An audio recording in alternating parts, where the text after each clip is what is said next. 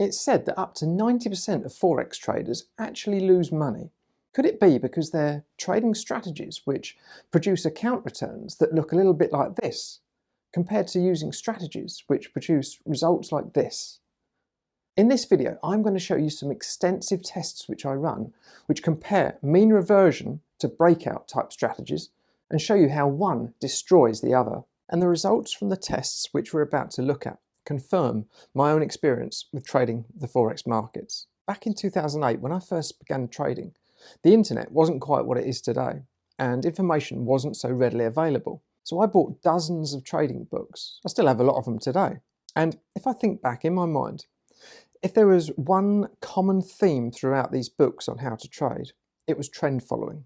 Thinking about those books reminds me of the famous turtle traders. Some of you might be familiar with them. This was a group of traders who, back in the early 1980s, were trading using a couple of rule-based trading strategies. And one of those trading strategies was a trend-following strategy.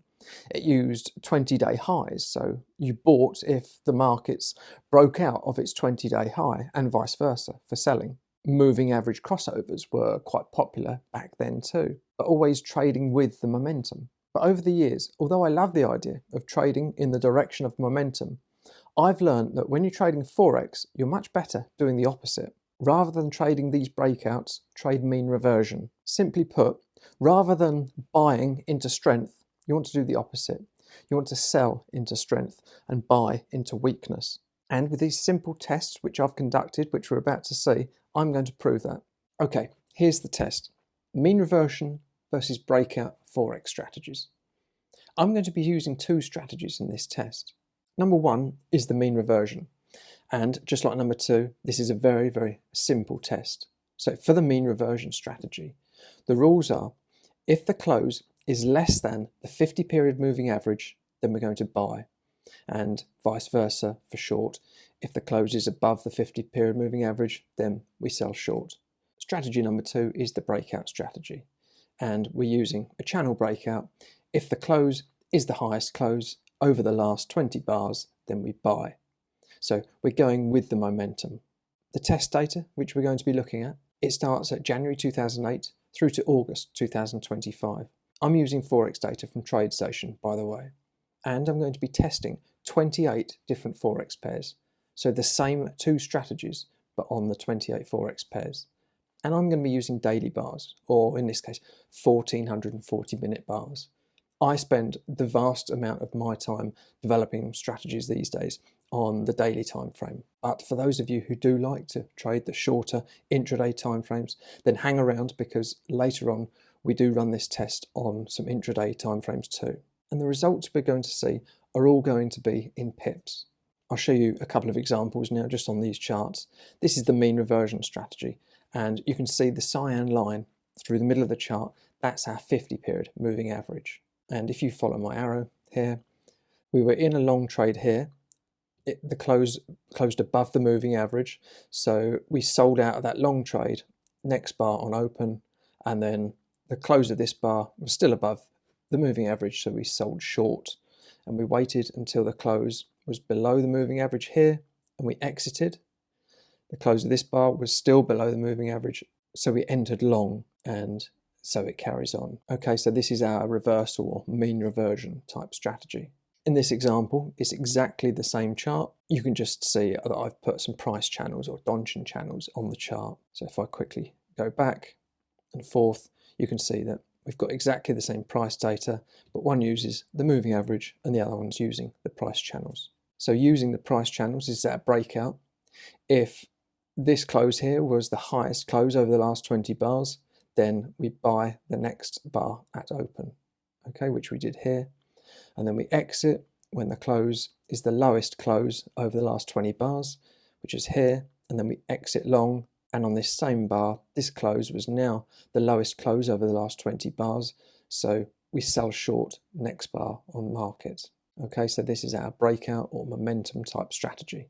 Okay, we're straight into the tests, and I'm using Multicharts' Portfolio Trader, which allows me to test lots of different markets all at once. And you'll see here, down the left-hand side, that's my 28 different Forex pairs, which we're going to run these tests on. So the first test I've got set up is the mean reversion. So let's have a look at the performance report. This is over the 28 pairs, so trading every single one. And you can clearly see there's a decent uptrending equity curve. Something's working here, isn't it? Let's just have a look at the trade analysis. Percent profitable, 77%, that's quite high. You'd expect that mean reversion. But just take note of this. The average trade value is 8.3 pips. I'll talk about this a little bit later on, but just remember it's 8.3 pips for the mean reversion. What I'd also like to do is look at the individual strategies, or the individual symbols. So looking to see what does the mean reversion work best on. And there are some better ones than Euro Pound works quite well, Pound Canadian works well, Pound Swiss franc works quite well, Pound New Zealand, Swiss franc. But you can see that the vast majority of markets do perform quite well using the mean reversion approach. Let's not look at the best, let's look at Pound Canadian. Total trade analysis, average trade here is 32 pips. Okay, I haven't included any costs in this test yet, but if and when I do, I'm likely to include 5, maybe 6 pips worth of costs. So by the time we've taken 6 pips out of the 32, there's still a decent chunk of profit to be had. Equity curve, this is just for Pound Canadian, but overall I'm happy to say that it seems that mean reversion on the daily time frame seems to work pretty well. Now let me switch over to the breakout strategy. It just means I have to change an input. I'm going to change my mode to mode 2. Run the back test. Here's what the overall equity curve looks like, and it's pretty terrible. Losses of 83,000 pips.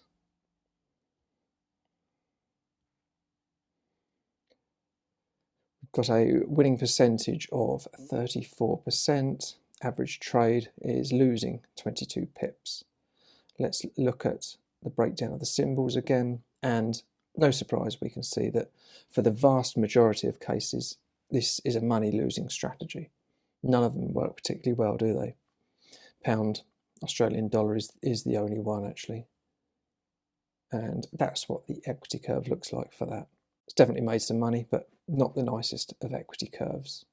But I think it's safe to say that across the board, over that 28 different pairs, trading the breakouts is definitely a money-losing strategy here on the 1440-minute or daily time frame. Using that basic but very extensive test, we can build up a really useful picture of how the Forex markets move. It's very clear that trading reversal or mean reversion type strategies on the higher time frames, like the daily bars, is definitely a good way of putting the odds of winning in our favour. But there are some exceptions.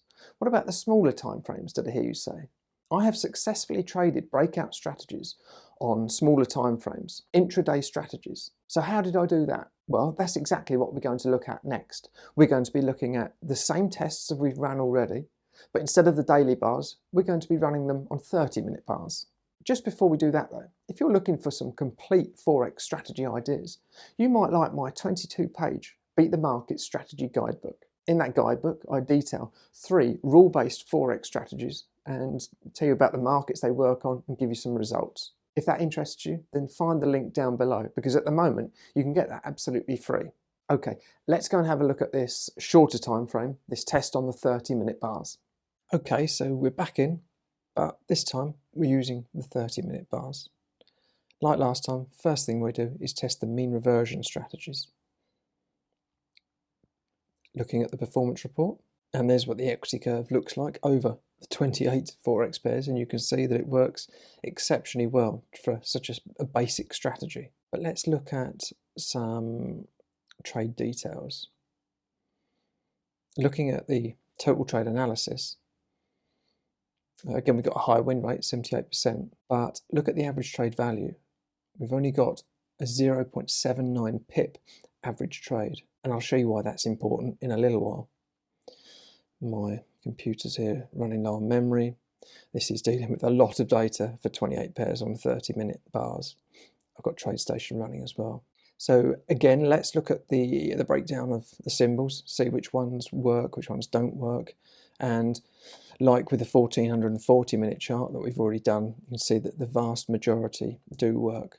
Some work exceptionally well, the likes of pound, New Zealand, but we've only still got an average trade of 4.7 pips.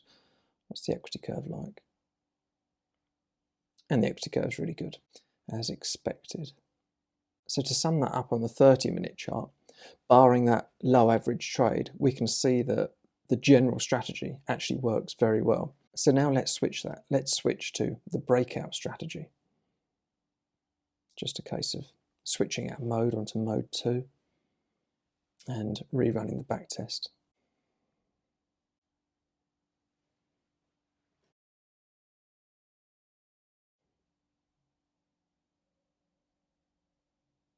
And that's what the equity curve looks like for the breakout strategies. Again, it's similar to what it looked like on the 1440-minute chart, isn't it? We don't even need to bother looking at the average trade because it's money losing even before we've included some costs. But what I'd like to look at is the breakdown of the symbols. And we can clearly see that the vast majority of symbols or markets are losing money. However, what I want to point out is look at the ones which are making money. Firstly, Australian dollar, Japanese yen, Canadian dollar, Japanese yen, euro, Japanese yen, pound, Japanese yen, New Zealand, Japanese yen, US dollar, Japanese yen. So there's a clear pattern here that breakouts using the Japanese yen based pairs on the 30-minute chart are going to work much better. Let's just have a look at euro yen. There's the equity curve for euro yen. What's the average trade value out of interest? Average trade of only 1.8 pips. Let's look at another one. US dollar, Japanese yen. Average trade only 1.7 pips. What's the equity curve like? Equity curve's pretty good. So what I want you to notice is the clear pattern that all of the Japanese yen based pairs, apart from actually Swiss franc, Japanese yen, but all of the pairs which do work are yen based pairs. But as a whole, averaging out over those 28 pairs, it's a money losing strategy. Now, I've been pointing out the average trade value in pips. So what I want to do now is just add some costs and show you what actually happens to these strategies. So I'm going to add a total of 6 pips worth of costs. And now we'll rerun the back test. And as expected, looking at the 28 Forex pairs as a whole, things only get a lot worse.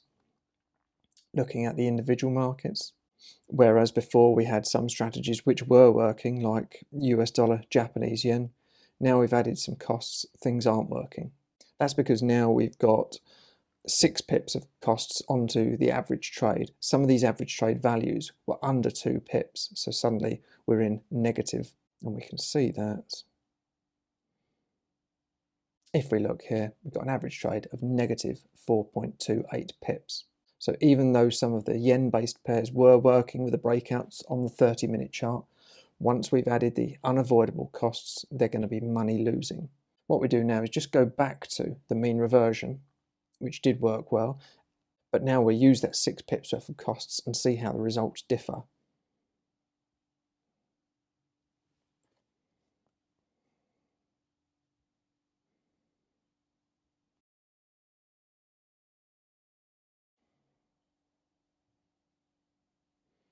And now, even with the mean reversion strategies, which were working well before we added the costs, are now not working very well at all. Even some of the best pairs are now losing money now that the costs are added. That's because we only had a very low average trade value. And if we think back to when we looked at the daily time frame, I'm not going to go back there now, but when we were using the daily chart, remember using the mean reversion strategy, we had an average trade value on average across the 28 pairs of about 8 pips. So once we've added the 6 pips of costs, we're still just about positive. But if you remember, some of the pairs which did work best, they were having average trade values of 30 pips or more. So by the time we've taken 6 pips out of that, we've still got a large 24 pip average trade value. Now that you've seen the results from the tests, I want to sum up what we've learned in 3 main points. Number 1, when looking at trading on a daily time frame, the Forex markets as a whole respond much better to mean reversion strategies. Trying to trade basic breakout strategies on the daily time frame is just going to be a money-losing strategy. Number 2, looking at shorter term intraday trading, there's a clear separation between yen and non-yen based Forex pairs. The yen Forex pairs can respond very well to breakout strategies, whereas the non-yen pairs are best traded with mean reversion, a little bit like the higher time frames. And lastly, point 3, which relates to this test, but intraday trading in general, is that it's very difficult to build day trading strategies or intraday trading strategies when you have to consider the unavoidable trading costs. The intraday breakouts on the yen pairs and the mean reversion on the non-yen pairs both looked great until we introduced a few pips of costs, turning both those types of strategies into money losers. So how is this test and how is what I've shown you useful? Well, you now have a very good picture of how the Forex markets work. And from that picture, you know how to put the odds of winning in your favour. Forget about trying to trade momentum breakouts on the daily time frame. Focus on mean reversion instead. Things like channel breakouts, moving average crossovers in the direction of the trend just aren't going to work. But maybe you already have a collection of mean reversion strategies that are doing quite well, and you really do want to focus on some momentum or trend breakout type strategies. In that case, you should probably look at focusing on the shorter term time frames and only focusing on the yen pairs for these breakouts. Lastly, you'll notice that I've been very careful to say that all of this relates to Forex trading. Trading stocks and indices is a completely different kettle of fish. Trading breakouts on these markets is much more likely to work. Foreign exchange markets, for the most part, are range-bound, and when they do break out, they often fail and prices reverse, whereas stocks can break out and trend indefinitely. Well, that pretty much concludes this video. I haven't given you a specific strategy in this video, but what I'll do is I'll link a decent mean reversion type strategy so you can go and watch that video next. I hope you have found this video useful. I know it's not the most entertaining of subjects, but it's very important for Forex trading. Had I seen the results from this study 10 years ago, it would have saved me a lot of time and some money. If you have enjoyed the video, then please give it a thumbs up. Anyway, that's all for this time. I really do hope to see you in the next video, but until then, this is Jared Goodwin, and thank you.